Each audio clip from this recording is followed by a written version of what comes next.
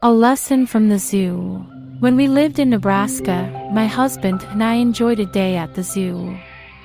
While taking a break to eat lunch in the cafeteria, we people watched. Who doesn't? Typical families with 2.2 children dug into their barbecue beef sandwiches and generic fries, some in familial bliss, others with a fair amount of tension.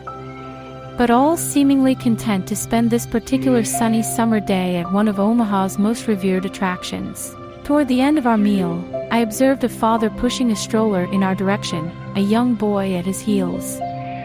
They were obviously searching for an available clean table.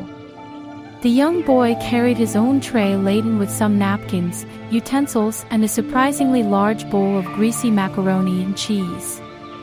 I noted how well the boy handled the awkward tray and how bright his eyes shined.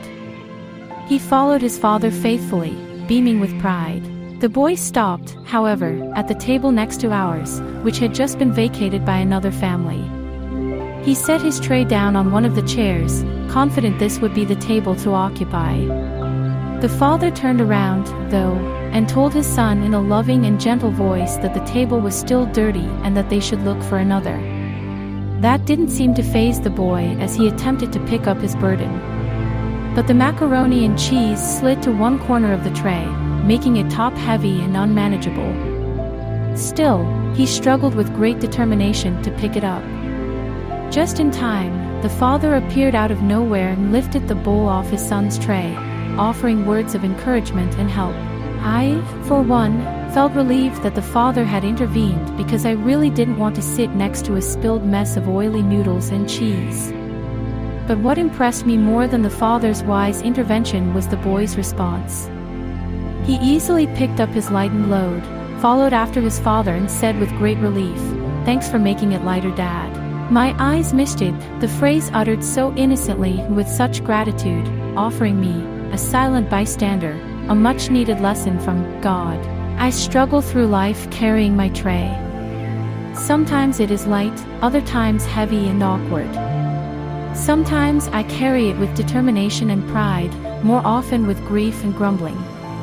But no matter what weighs down my tray, God knows what I can handle. And just before I drop the whole thing, He comes along and lifts something off, making it more manageable. That reminder in itself is refreshing and comforting. But the question I must ask myself is, do I respond like that little child, with not only relief but also gratitude and thanksgiving? And do I do it in a manner that suggests I knew He would do it because He loves me and it is in His nature to care for me? I hope I can remember to emulate that little boy, his innocent, unconditional trust in his daddy, and his grateful response. "Thanks for making it lighter, Dad."